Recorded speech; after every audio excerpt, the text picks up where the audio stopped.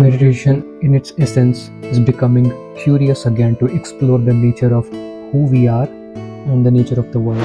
You recognize the space in which the body is there, the space in which the sounds around you are appearing, the space in which your thoughts arise, the emotion is felt. You have an option to define yourself from an extremely neutral, inclusive perspective, which by itself is not a perspective, it's a recognition, it's a realization that you are consciousness. Your story still evolves in this light of self-realization, realizing that who you are is consciousness, that is the body, mind, world. Everything is manifestation of this pure aware space.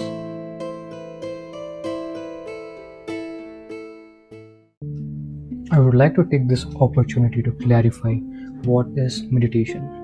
How meditation can be perceived as not another activity. You have 99 different activities and this is not a plus one.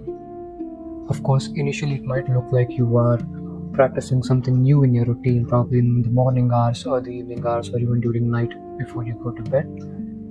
But the goal of meditation is you gain an insight from the formal meditation, an insight which is much more deeper than just the relaxation, the stress-free, or becoming more attentive, controlling your attention span. So all these are benefits of it, but the ulterior motive of why one does meditation is beyond any of these side effects. It will anyway take place, you do not have to worry about it. The entry point for meditation could be personal. So it is not necessary that you are stressed out or there is some problem in your life, and then you resort to meditation and spirituality. This is not a backup plan. So meditation in its essence is becoming curious again to explore the nature of who we are and the nature of the world. So it usually has two steps. The first step in the meditation is to recognize that silence. It's not exactly like no movement silence. It's extremely dynamic. It's not at all static.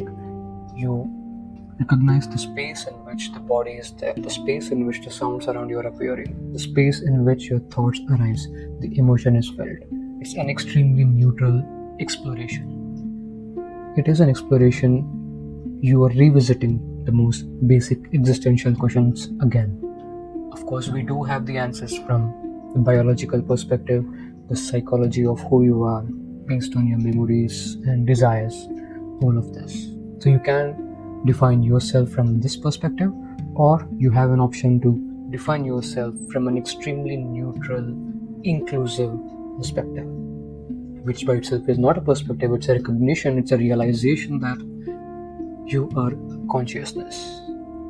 Now, consciousness is that aspect where it includes all the experiences you have, the 5 sensory experiences, the memory of who you are, the thoughts, all these subtle things is also included, and the unifying field which is giving rise to all these movements.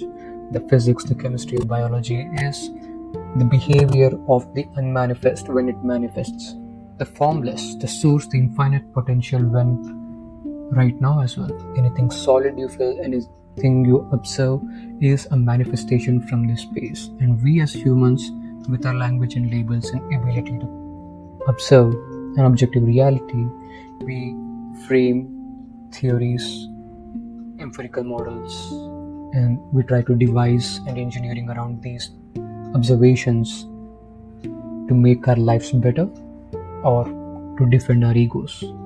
So just the meditation, the goal of meditation is to go beyond the term meditation itself.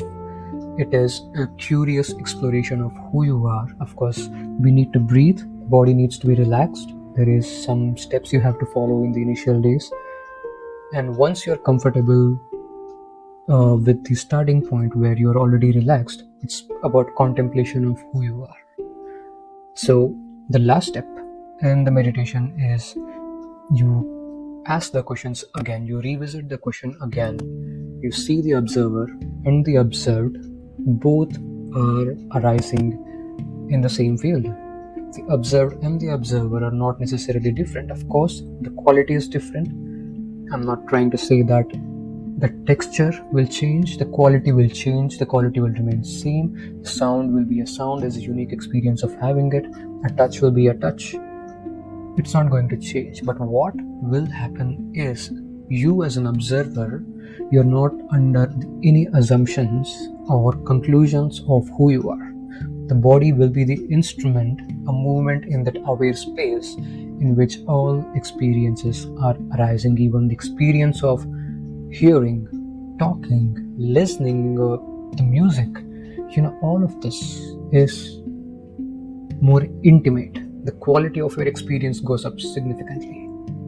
So, yeah, the entry point for meditation could be personal for you, or you might not have any reason at all, since we all face these problems, and we have our own ways of taking care of it, so to speak. Taking care in the sense we try to patch it up. Some of us dare to go to the root cause of the problem. Could be relationship related, could be finance related, could be health or work, anything. Some of us do the shadow work of the reason for it, and most of us, and most of the time, we try to do the patch up.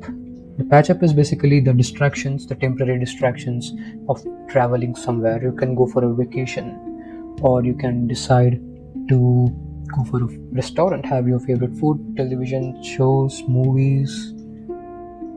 I don't know, your choice of distraction is up to you.